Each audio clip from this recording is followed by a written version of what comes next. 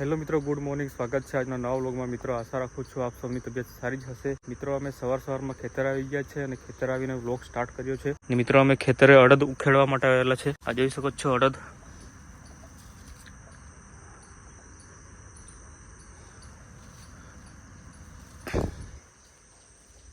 જોઈ શકો છો અડદ છે.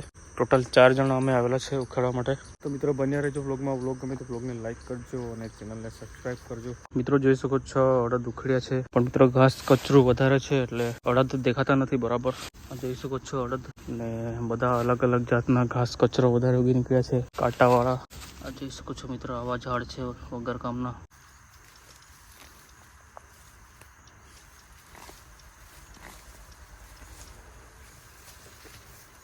મિત્રો, આ છે આપણી અડદ ને આવી રીતના કચરામાં ઊંઘેલી છે.